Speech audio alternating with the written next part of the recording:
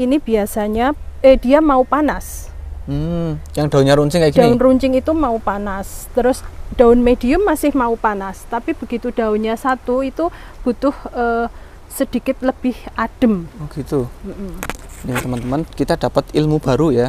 Jadi semakin runcing daun Cattleya, dia semakin suka dengan panas ya. Suka dengan panas. Kebalikannya, di full sun full rain dia masih mau. Masih mau ya. Masih mau.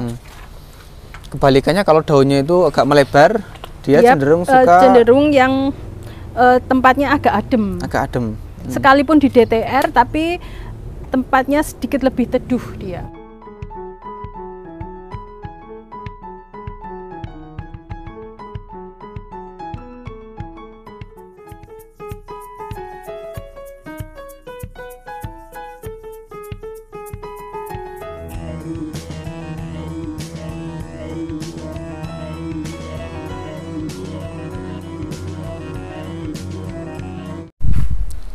Assalamualaikum warahmatullahi wabarakatuh. Kembali lagi di channel Garden Ghost. Saya ucapkan selamat datang bagi teman-teman yang baru nonton video-video saya. Mudah-mudahan video yang saya share nantinya bisa bermanfaat ya. Mudah-mudahan juga teman-teman semua sekarang dalam kondisi sehat dan tetap semangat untuk merawat anggrek-anggrek kesayangan. Baik teman-teman, sekarang saya posisi berada di Kecamatan Ngaglik, tepatnya di kebun dan gerai anggrek mas ya. Ini beralamat di Jalan Tambora 80A, Perum Banteng 3, Sleman, Yogyakarta. Ini punyanya Ibu Yuni Sukoco ya. Klonun. Nah, ini ada orangnya ya teman-teman. Halo Mas Agus. Halo Bu, pripun kabarnya Bu? Baik, monggo masuk. Udah lama nggak ketemu ya Bu? Iya, lama banget. Ya. Ini mau izin liputan ya Bu? Ya boleh, monggo. Di part 1 nanti kita liputan tentang anggrek Cattleya ya Bu? Boleh, boleh. Boleh Cattleya. Cattleya sebelah mana nih Bu? Sebelah sana. Sebelah sana. Saya bilang selamat datang dulu toh, Mas Agus, matur nuwun sudah datang di kebun saya Anggrek Mas Jogja. Ini kita sekarang mau jalan ke daerah Cattleya. Jadi kita masuknya ke sini, terus nanti besok-besoknya ke sana, sebelah sana. Tapi kita sekarang fokus di Cattleya dulu. Siap. Jadi Bu Yuni ini ya teman-teman, beliau ini senior anggrek ya. Jadi dulu saya itu pertama kenal anggrek belajarnya sama Bu Yuni ini ya. Cattleya yang lagi bunga Mas Agus. Ini Cattleya apa ini Bu? Apa ya namanya? Rosette Wort. Rosette Wort. Wah namanya cukup sulit ya. Tapi bunganya kayak gini. Ini harum ya Bu? Harum ya. Tadi saya coba cium harum. Ini dari Cattleya saya daerah sini. Nih Cattleya semua teman-teman. Itu. Tuh Cattleya. Ini kebunnya ini luas sekitar berapa meter ini Bu? Kalau total itu sekitar, kalau total ya 3.500-an lah. 3.500 ya. meter. Capek wes Mas, kalau muter capek. Dan bingung, kalau nggak tahu bingung. Ini Cattleya, itu Cattleya. Ini rata-rata hibrid atau spesies Cattleya ini Bu? Hibrid, saya banyak hibrid. Kalau spesiesnya udah dulu-dulu tak jual, malah saiki gelo aku. Nah kenapa Bu? Ya sekarang nyarinya lagi harganya spesies tinggi-tinggi banget. Sekarang kan jadi harus ngumpulin lagi dari awal lagi. Ini Cattleya, terus itu Cattleya. Nah yang sebelah sana ini Cattleya kayaknya rimbun-rimbun banget ini Bu. Ini yang tipe-tipe Encyclea sama Brassavola di sini. Ini yang sengaja nggak tak cacah, jadi saya kepingin, kadang-kadang kan kepingin jual yang rumpunya gede ya. Ini teman-teman. Ini rata-rata Cattleya ini produk lokal atau produk Thailand, Taiwan ya. Thailand, Taiwan ya Bu? Tapi sekarang produk lokal juga bagus-bagus kok. Nanti ke arahnya saya juga mau budidaya yang lokal pun sekarang hasilnya juga bagus-bagus saya lihat. Gitu.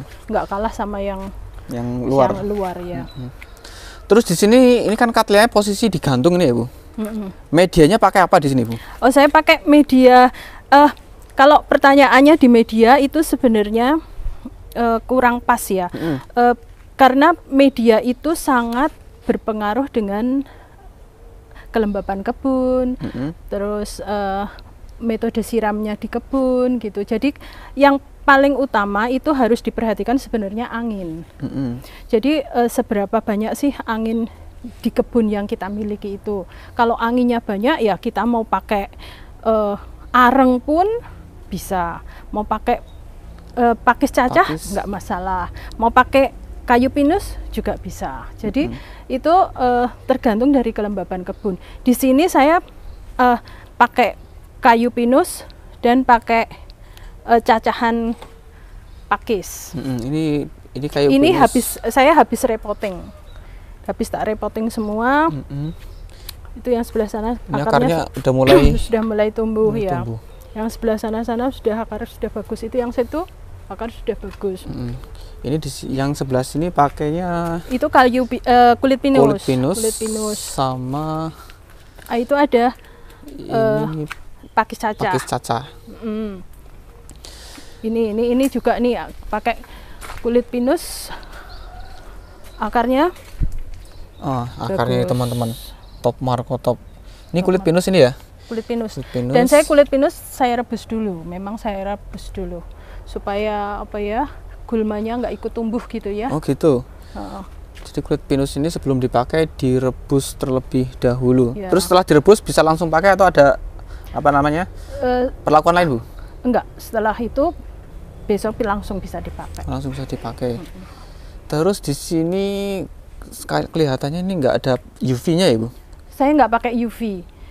Jadi kalau kita pakai UV sejauh yang saya amati, yaitu tergantung anginnya. Dulu kebun ini pure semua pakai UV. Lalu kan kebun saya itu berada di daerah pemukiman yang padat hunian ya. Mereka bikin rumah tinggi-tinggi, 2 lantai, saya kehabisan angin. Nah, dengan kehabisan angin itu kan akhirnya isi kebun saya banyak penyakit, banyak jamur, banyak bakteri. Kemudian saya bongkar UV-nya, terus saya masang paranetnya pun saya bikin apa ya itu ya, trap. Bikin trap, jadi ini ada kayak ventilasi ya, Bu? Ada ventilasi udaranya, jadi kan angin. Nah setelah saya bongkar, saya bikin ini, relatif jamurnya sedikit, mulai gitu. sedikit, bakteri juga mulai sedikit. Jadi yang kunci utama di kebun itu angin. Angin ya, Bu? Seberapa banyaknya kalau kita mau insek, mau fungisida, kalau nggak ada pergerakan angin ya sama saja.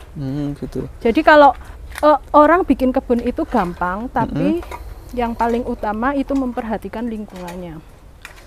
Itu yang paling utama. Kalau di sini angin kenceng, lumayan kenceng ya, Bu? Di sini lumayan kenceng. Itu kan sudah ada pohon jati yang tinggi-tinggi ya. Itu sudah anginnya sudah tidak loss. Tapi kalau ada di kebun timur, kita ada di kebun timur itu anginnya jadi kalau angin dari arah selatan kena jati dia muter gini. Jadi gitu. Anginnya di sana lebih kencang daripada angin di sini. Yang di sini. Tapi udah cukup ya, Bu? Anginnya udah cukup bagus cukup. Ini ya? Dan saya kan buka kebun sudah berapa ya? Sudah 26 tahun, 27 tahun. Jadi saya sudah di bulan itu sudah jatuh bangun, dendro jatuh bangun, vanda jatuh bangun. Pokoknya warak tentang anggrek ya, Bu? Anggrek, sekitar 27 tahun, ya, berarti saya baru lahir. Nah, itu jenengan lahir aku sudah bermain di berkecimpung situ. Di anggrek ya, Bu? Itu. Dan di tempat saya paling cocok itu kebenaran Cattleya. Jadi dengan perawatan minim pun dia juga sudah bisa berbunga. Tapi kalau saya di dendro sekalipun DPL di tempat saya itu cuma 200, tapi tingkat kelembaban kebun saya itu tinggi. Dendro itu tidak bisa jadi bagus seperti yang saya harapkan. Tapi kalau Cattleya masih bagus. Nah, ini kalau boleh tahu di sini Cattleya ini pemupukan pakai apa, Bu? Saya pupuknya gantian. Kalau sekarang saya baru pakai Mamigro, tapi kemarin saya pakai Gandasil bunga. untuk bunga loh ya. Kemarin saya bulan yang lalu gandasil bunga. Jadi kalau pemupukan saya banyak saya ganti-ganti, karena kalau seperti kita kalau makan capcay terus kan lama-lama ya bosen tau Mas Agus. Nah kalau di sini kadang makan capcay, kadang makan sate, kadang makan tongseng gitu loh. Jadi kan ben gendut kayak sing duwe. Jadi ada jenuhnya juga kalau pupuknya itu monoton gitu ya Bu? Iya, nanti lama-lama akar nggak berkembang. Gitu. Terus Bu, selama ini untuk Cattleya itu ada penyakit yang bisa Cattleya ada nggak Bu? Ada Cattleya? Banyak. Cattleya tuh apa ya? Seperti daunnya tahu-tahu hitam, batangnya hitam, nah itu harus cepat-cepat dipotong. Ini kayak gini apa ya Bu? Ini hitam. Bukan yang itu, yang hitam coklat kehitaman gitu loh. Ada, mesti ada. Terus untuk itunya gimana? Untuk mengobatinya seperti apa Bu? Kalau di tempat saya pakainya kalau sudah ketemu batang yang hitam, potong, langsung kasih amoxilin. Amoxilin. Jadi tablet amoxilin itu saya deplok, terus saya ulesi amoxilin. Amoxilin itu obat untuk apa sebenarnya Bu? Oh, antibiotika manusia.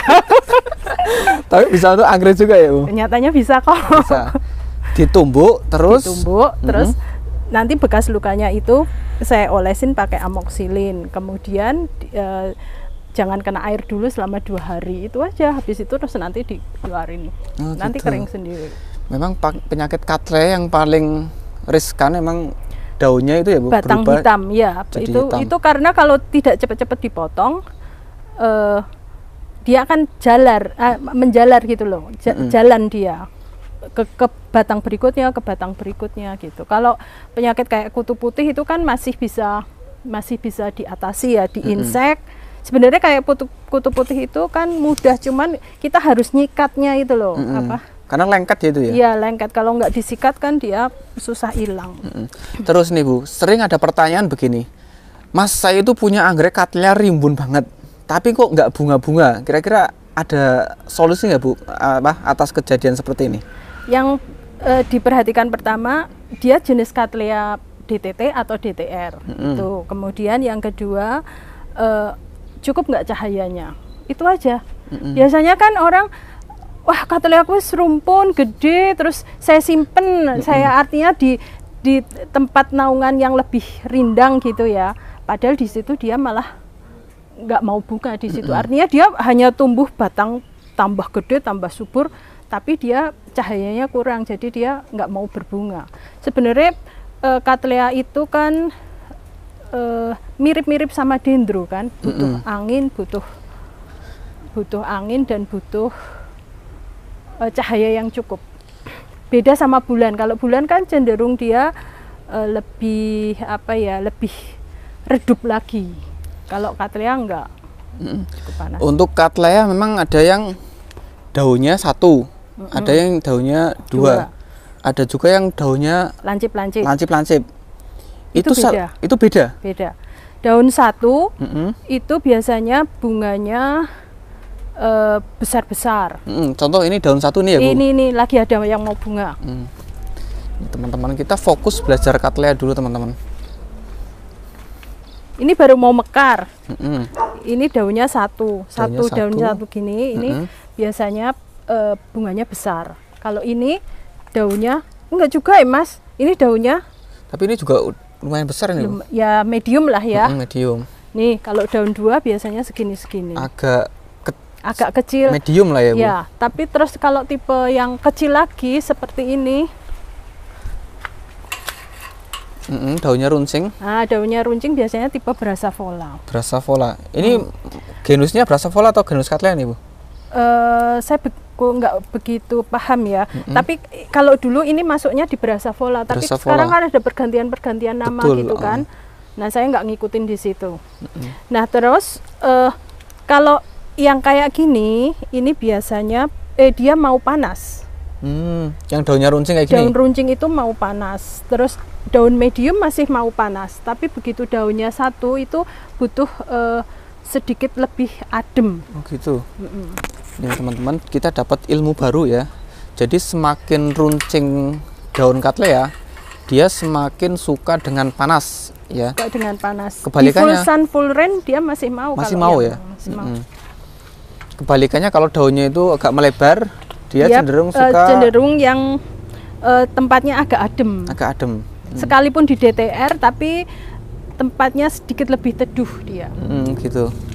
Kalau Cattleya itu rata-rata bunga itu tahan berapa lama sih Bu? Kalau yang bunga besar itu tahan 1 minggu ya, 10 hari kayaknya itu yang bunga besar. Kalau yang bunga medium bisa tahan 2 minggu. Kalau yang Brassavola bisa 3 minggu sampai 1 bulan masih bisa. Masih bisa nih teman-teman. Ini sudah lumayan banyak ini. Terakhir nih Bu, untuk khusus untuk Cattleya. Tips untuk teman-teman yang mau nanam Cattleya agar bisa tumbuh dengan bagus dan bisa tentunya bisa berbunga. Itu tipsnya kira-kira apa Bu? Pertama, jangan diutak-utik. Jangan diutak-utik itu artinya gini loh. Ini kan lagi berbunga. Ya sudah, dia sudah cocok di situ, jangan dipindah-pindah. Kadang kan kita enggak. Kadang kita wes tak pindahi di sana, di dalam yang lebih teduh gitu. Tapi dia malah nanti enggak mau berbunga. Terus yang kedua, pupuk itu seperti kita makan ya, dikasih makanlah dia, jangan cuma disiram. Kalau disiram aja itu kan istilahnya kita dikasih minum tok, tapi ya dikasih makan juga, jadi dipupuk perlu. Yang ketiga apa ya, diajak ngomong ya. Diajak ngomong lah. Kadang-kadang setiap pagi diajak ngomong lah, ayo kapan berbunga gitu, dia nanti mengabdi kok, mesti berbunga. Sebenarnya tanya lu kayaknya denger kayak ya Bu. Oh denger, dia nggak punya telinga tapi dia mesti denger. Gitu ya teman-teman. Jadi kalau sudah berbunga di tempat situ ya, jangan dipindah-pindah karena dia udah cocok ya Bu. Iya sudah cocok. Udah cocok. Kemudian kalau dipindah itu butuh adaptasi 2-3 bulan loh. Gitu. Iya. Nih teman-teman. Sekalipun dengan tempat yang sama-sama, misalnya tempat di tempat ini, terus tak pindah ke sana, itu kan masih satu paling beda berapa sih jaraknya ya kan, tapi beda loh, cahayanya beda, anginnya beda, atau mungkin suasananya juga beda. Suasananya juga beda. Baik, terima kasih Bu Yuni atas sharingnya tentang Cattleya. Nanti kita masuk ke part berikutnya berkaitan dengan anggrek bulan ya Bu. Boleh. Matur nuwun. Makasih ya. Baik teman-teman, demikian berkaitan dengan pemeliharaan Cattleya di tempatnya Ibu Yuni Sukoco. Ini di daerah Ngaglik ya, dekat Jalan Kaliurang. Mudah-mudahan video berkaitan dengan anggrek Cattleya ini bisa bermanfaat. Tetap semangat untuk merawat anggrek-anggrek kesayangan. Salam anggrek dari Jogja. Assalamualaikum warahmatullahi wabarakatuh.